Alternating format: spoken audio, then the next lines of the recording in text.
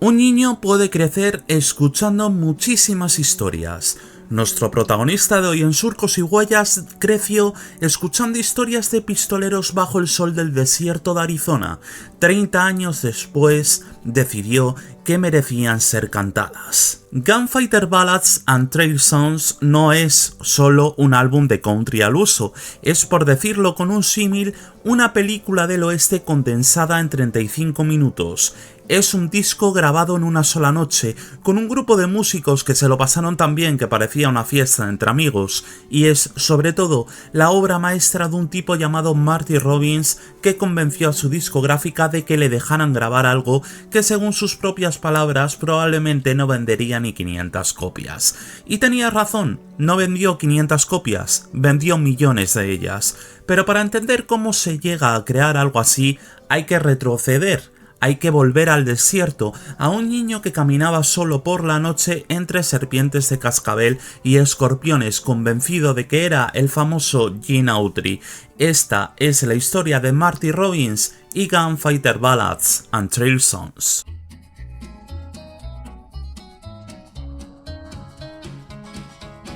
Martin David Robinson nació el 26 de septiembre de 1925 en Glendale, un suburbio polvoriento de Phoenix, Arizona. Su familia era extremadamente pobre, eran 10 hermanos. Marty, de hecho, tenía una hermana gemela llamada Mami, y la situación en casa era, por decirlo suavemente, un auténtico desastre. Imaginaros la situación de hecho. Su padre era alcohólico, agresivo con los hijos y acabó largándose cuando Marty tenía solo 12 años de edad. Su madre, de ascendencia mayoritariamente paiute, un pueblo indígena del suroeste americano, se las arregló como pudo para sacar adelante a toda la familia. Sin embargo, hubo una figura por encima de todas que marcó para siempre la vida de Marty, su abuelo materno, Texas Bob Heckel. Texas Bob era un personaje de leyenda local, un vendedor ambulante y narrador de historias del viejo oeste que fascinaban al pequeño Marty con relatos de rangers, forajidos y tiroteos al amanecer. Años después, Robbins lo explicaría así. Muchas de las canciones que he escrito nacieron de las historias que mi abuelo me contaba, como Big Iron, que escribí porque él fue un Texas Ranger. Al menos eso fue lo que me dijo. Ese matiz final, ese al menos eso me dijo, es curioso porque es muy propio de Marty Robbins. Veréis, Marty era un tipo con un sentido del humor bastante afilado y con una capacidad innata para separar la realidad de la leyenda, pero independientemente de esto, que a veces importaba más la leyenda que todo lo demás. Hay que sumar otro ingrediente fundamental a todo este cóctel de nombres, el que hemos dicho antes, Gene Autry. Cuando era niño, Marty ahorraba cada centavo para ir al cine los sábados a ver las películas del vaquero cantante y luego volvía andando solo, de noche, cruzando el desierto. Tenía solo 10 u 11 años.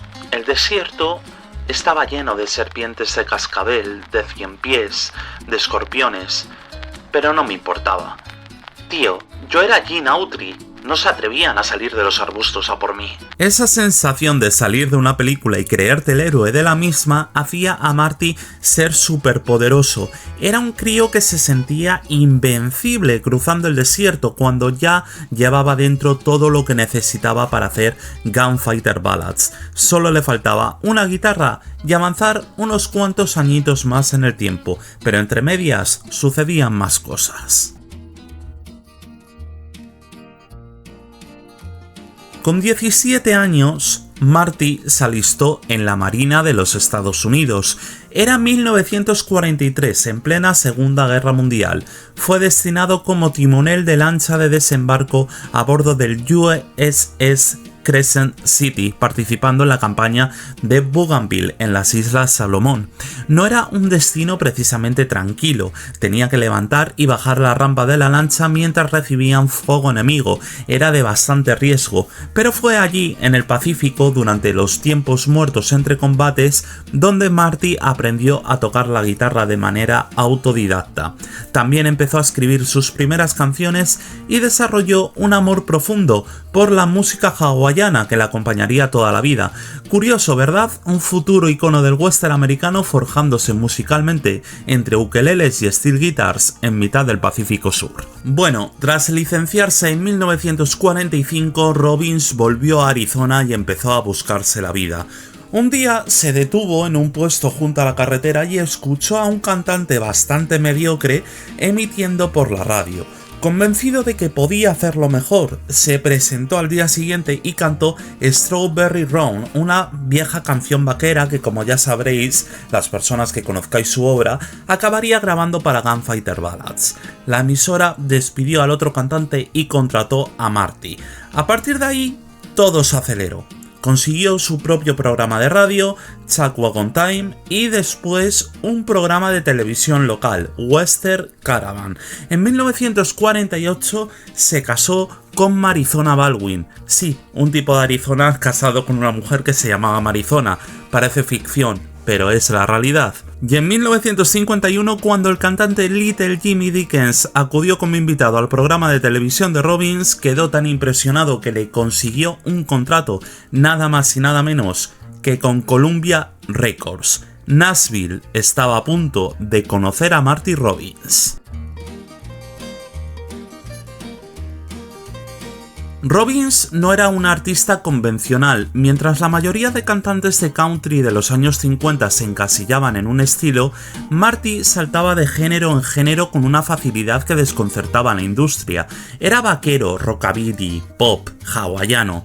Era lo que hiciera falta. Su primer número 1 country llegó en 1953 con I'll Go On Alone, y luego vinieron los bombazos Singing the Blues en 1956, que se mantuvo, ojo, 13 semanas en el número 1, y A White Sport Coat and a Pink Carnation en 1957, un tema más pop adolescente que cruzó bastantes fronteras de género.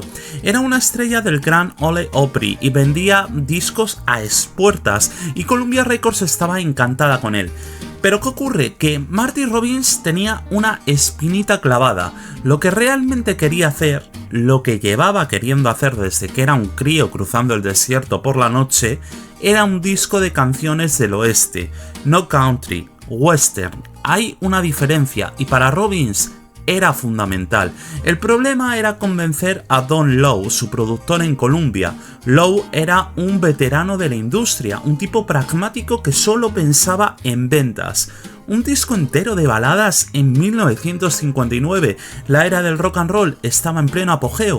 Elvis llevaba años reinando. ¿Quién narices iba a comprar canciones sobre pistoleros? Robbins insistió una y otra vez, y según la Biblioteca del Congreso de Estados Unidos, argumentó que la discográfica se lo debía por su considerable éxito, y cuando finalmente Lowe cedió, Robbins fue brutalmente honesto con él y le dijo que no tenía ni idea de que hubiera un gran mercado para eso. Robbins le fue muy franco, le dijo: el disco no va a vender ni 500 copias. Sin embargo, Lowe aceptó. Probablemente pensó que era una concesión menor para mantener contento a su artista estrella, pero no tenía ni idea de lo que estaba a punto de suceder.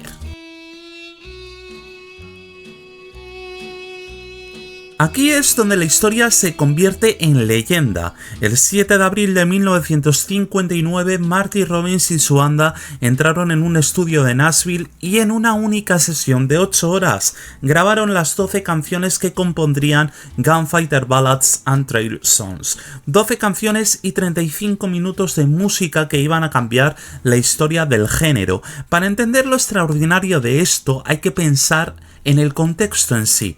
No había multipistas sofisticados, no había semanas de postproducción, era la era analógica en su máxima pureza, músicos tocando juntos en una sala captando la magia al vuelo porque no quedaba otra, porque era supervivencia en estado puro. El equipo era de élite, Robbins a la voz y la guitarra, Grady Martin, uno de los grandes guitarristas más legendarios de Nashville, a la guitarra líder, responsable por cierto del sonido español que definiría El Paso, canción que ahora hablaremos de ella. Jack Pruitt a la guitarra rítmica, Bob Moore al bajo, Louis Dunn a la batería y al violín, y Tom Pal and the Glaser Brothers junto a Bobby Sikes a los coros. El propio Bobby Sikes, de hecho, recordaría este hecho de la siguiente manera. Todos nos lo pasamos genial esa noche. Recuerdo cuando se encendían las luces, nos poníamos bastante serios, pero entre toma y toma bromeábamos sin parar. En cualquier sesión con Marty, él hacía el payaso tanto que te ponía cómodo, pero luego si te relajabas demasiado te ponía firme en un segundo, eso te lo garantizo. De las 12 canciones, 4 eran composiciones originales de Marty: El Paso, Big Iron, In the Valley y The Master's Call. Los hermanos Glaser, Tom Pal y Jim, aportaron Running Gun. Las 7 restantes eran canciones tradicionales del oeste, 3 de ellas de dominio público como son Billy the Kid, Strawberry Run y Utah Carol, y 4 de otros compositores, incluyendo la icónica Cool Water de Bob Nolan, popularizada por los Sons of the Pioneers. La selección no era ni muchísimo menos casual. Robbins estaba construyendo algo más que una colección de canciones, estaba creando un mundo narrativo completo: pistoleros, forajidos condenados a la horca, vaqueros solitarios, duelos al amanecer, amor y muerte en la frontera y tantos otros temas más. De hecho, académicos de la Universidad de Dalhousie han señalado que este disco puede considerarse uno de los primeros álbumes conceptuales del género country western. No era simplemente un disco, es que era, como hemos dicho antes, algo así como una experiencia cinematográfica. El Paso se convirtió en una auténtica leyenda del género. La historia de cómo se escribió dicha canción es una de las mejores anécdotas de la historia del género. Veréis, todo empezó en la Navidad de 1955. Robbins conducía con su familia desde Nashville hasta Phoenix, el típico viaje anual a casa por las fiestas, cuando vio el cartel de entrada a la ciudad de El Paso, Texas. Pensó que era un nombre de sonido romántico y que debería escribir una canción sobre ello, pero para cuando cruzó la ciudad y salió por el otro lado, se le había olvidado completamente la idea. La siguiente Navidad, 1956, al ver de nuevo el cartel, recordó: el año pasado dije que iba a escribir una canción sobre El Paso, pero otra vez cruzó la ciudad. Y sí, se volvió a olvidar. Ahora bien, no hay 2 sin 3, como dice el refrán. La tercera vez fue la definitiva. En 1957, Robbins iba en el asiento trasero de su Cadillac turquesa mientras su mujer Marizona conducía. Al ver el cartel del Paso, se acordó por tercera vez, y en ese preciso instante una frase le explotó en la cabeza. Out in the West Texas town of El Paso, I fell in love with a Mexican girl. Lo que ocurrió después, Robbins lo describió como una experiencia casi sobrenatural, y cito textualmente sus palabras. Fue una sensación extraña. La canción salió como una película y nunca pude olvidar las palabras. La letra y la melodía salían al mismo tiempo. Seguí esperando a que llegara el final para ver qué iba a pasar. Pararon en Rosas Cantina, en El Paso. Un par de horas después, al llegar a Deming, a Nuevo México, la canción ya estaba completa. 4 minutos y 37 segundos de western musical, un vaquero enamorado de una bailarina mexicana llamada Felina, un asesinato por celos, una huida a caballo, un regreso suicida por amor y una muerte en los brazos de una mujer amada. Era literalmente una película del oeste comprimida en una sola canción. Era como si John Ford hubiese cogido una guitarra en lugar de una cámara.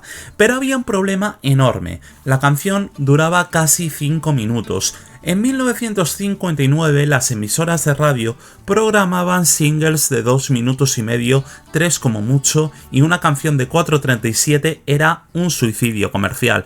Don Lowe intentó adaptarse al formato estándar, editó una versión más corta eliminando un verso completo.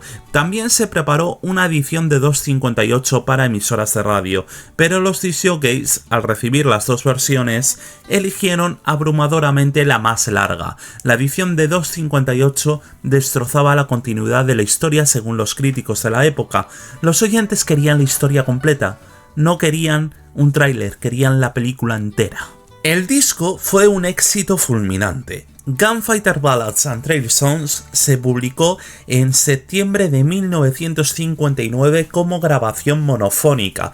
La portada mostraba a Robbins vestido de negro como un pistolero listo para desenfundar. El paso creció en popularidad tan rápidamente que Don Lowe lo lanzó como single el 26 de octubre con Running Gun como cara B. El ascenso fue meteórico. El paso entró en las listas country de Billboard a principios de noviembre y alcanzó el número 1 el 21 de diciembre de 1959, donde se mantuvo, ojito al dato, 7 semanas. Pero la verdadera sorpresa fue el crossover generacional en cuanto a géneros musicales que hubo aquí, porque la canción llegó al número 1 de la lista pop de Billboard el día de Navidad. Robbins entró en la década de los 60 con su canción favorita sentada en lo más alto de ambas listas simultáneamente. El dato es asombroso, a sus 4.37 el paso fue la canción más larga en alcanzar el número 1 de Billboard hasta ese mismo momento y fue el primer single en llegar al número 1 de la lista pop en 1960. El álbum alcanzó el puesto número 6 en la lista de álbumes de Estados Unidos y fue el sexto álbum más vendido de toda la década de los 50. Big Iron, el otro gran original de Robbins, llegó al top 5 de la lista country en 1960. En la tercera ceremonia anual de los Grammy, el paso recibió el premio a la mejor interpretación country y western, convirtiéndose en el primer Grammy otorgado en esta categoría. Años después, el álbum More Gunfighter Ballads and Trail Songs, la inevitable secuela, ganó también el Grammy a Mejor Grabación de Country Western en 1961. El disco fue certificado por la RIAA en 1965 y platino en 1986, y en 2016 la Biblioteca del Congreso de Estados Unidos lo incluyó en el Registro Nacional de Grabaciones como cultural, histórica o artísticamente significativa. Robbins, por su parte, jamás en su vida se cansó de la canción. Oh, sí, la canto todas las noches, porque nunca me canso de cantarla. No hay otra canción como esta. Es música vaquera, con un poco de sonido mariachi, la frontera mexicana. Eso es lo que me gusta. Marty Robbins siguió grabando durante más de 2 décadas después de Gunfighter Ballads. Produjo 6 discos más de temática western, compitió en 35 carreras de NASCAR, era su otra gran pasión porque Robbins no era ese tipo de persona incapaz de aburrirse. Tuvo otro número 1 con El Paso City en 1976 y en 1982 fue elegido para el Salón de la Fama de la Música Country. Murió el 8 de diciembre de ese 1982 a los 57 años por su cuarto infarto.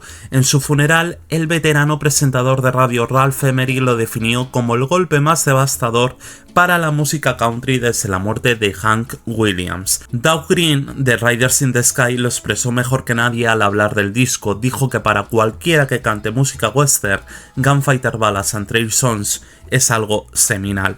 Pero la historia no termina aquí. En 2010, el grandísimo videojuego Fallout New Vegas incluyó Big Iron en su banda sonora, emitiéndose a través de Radio New Vegas en el juego. Chris Parker, supervisor musical del juego, explicó la decisión, diciendo que era una combinación perfecta para el personaje, la persona y el entorno de New Vegas.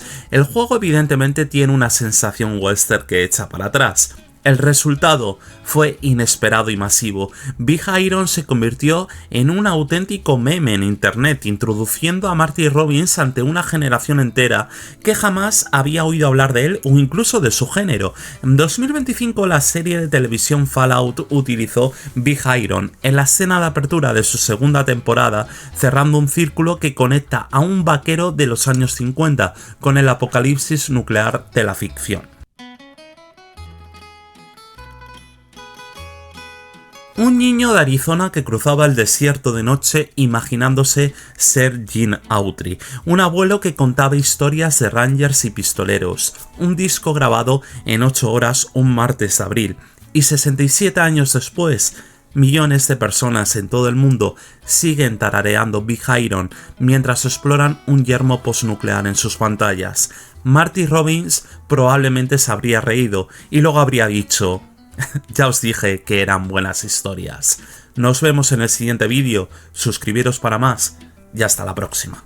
Adiós.